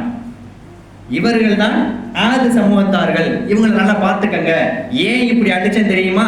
என்கிட்ட வந்து பாவ மன்னிப்பு அவங்க கேட்கல, என்னட்ட தௌபா செய்யல, அதனால அவங்களுக்கு இந்த நிலைமை. என்கிட்ட யாரெல்லாம் தௌபா பண்ணிட்டாங்க, அவங்க தௌபா பண்ணி இருந்தாங்கன்னாக்க அவங்களுக்கு ரெட்டிப்பான நன்மைகள் கொடுத்திருப்பேன். அவங்களுக்கு கொடுக்கப்பட்ட டைம் முடிஞ்சிருச்சு. அந்த ஒரு படிப்பினையே இந்த முஹர்ரம் மாசம் நமக்கு தருது. போன காலங்கள் எப்படிங்கிறத நம்ம விட்டுறணும், அதை பத்தி நம்ம கவலைப்படக்கூடாது. தௌபா பண்ணணும், இஸ்திக்ஃபார் அதிகமா ஓதணும். நான் தெரியாம செஞ்சுட்டேன் ரப்பே, உன்னுடைய விஷயமா இருக்கட்டும் அடியாருடைய விஷயமா இருக்கட்டும், நான் தெரியாம பண்ணிட்டேன், அதனால என்னை குற்றம் பிடிச்சிடாத, என்னை நல்லோர்களுடைய கூட்டத்தை சேர்த்து வை என்னைய அப்படின்ற அந்த இஸ்திக்ஃபாருடைய துஆவை நம்ம அதிகமா அல்லாஹ்ட பாவ மன்னிப்பு கேட்டுக்கிட்டே இருக்கணும். அல்லாஹ்வும் அல்லாஹ்வுடைய ரசூலும் எந்த சட்ட திட்டங்களை நமக்கு சொல்லி கொடுத்தாங்களோ அதன்படி நம்ம வாழணும். இந்த முஹர்ரம் மாசமும் இந்த அஷுராவுடைய நாட்களும் நமக்கு தரக்கூடிய படிப்பினைகள் இதுதான். அப்ப நம்ம போன வருஷங்கள், நம்ம வெறுமனே ஒரு வருஷம் முடிஞ்சுன்னு சொல்லக்கூடாது. 365 நாள் நம்மளை விட்டு போயிருக்கு, 12 மாதங்கள் நம்மளை விட்டு போயிருக்கு. ஒரு மாசத்துக்கு 4 வாரம். அப்ப எத்தனை வாரங்கள் கணக்கு பண்ணிக்கிறோம்? ஒரு நாளைக்கு 24 மணி நேரம். எப்ப ஒரு 365 நாளைக்கு எத்தனை மணி நேரம்? எல்லாமே பெருசா தான் நினைச்சு பார்க்கணும். நான் அப்பதே சொன்னேன் இல்லையா, அல்லாஹ்ட்ட கேட்கும்போது பெருசா தான் கேட்கணும். அந்த மாதிரி நம்ம நினைச்சு பார்த்தோம்னு சொன்னாக்க நம்ம என்ன செய்யலாம்? அல்லாஹ் நம்ம கொடுத்த நியமத்துக்களை நினைச்சு பார்த்து நம்ம அவனுக்கு நன்றி செலுத்தணும், நம்ம அவன்கிட்ட தௌபா பண்ணணும். இதைத்தான் அல்லாஹ்வும் அல்லாஹ்வுடைய ரசூலும் விரும்புறாங்க. நபி ஸல்லல்லாஹு அலைஹி வஸல்லம் அவங்களும் அதைத்தான் நமக்கு சொல்லி கொடுத்திருக்கிறாங்க. எதை நாம் கேட்டோமோ அதன்படி அமல் செய்வதற்கு வல்ல நாயன் உங்களுக்கும் எனக்கும் தௌஃபீக்கை தந்தருள் புரிவானாக. வபில்லாஹி தௌஃபீக் வல் ஹிதாயா. அஸ்ஸலாமு அலைக்கும் வரஹ்மத்துல்லாஹி வபரகாத்துஹு.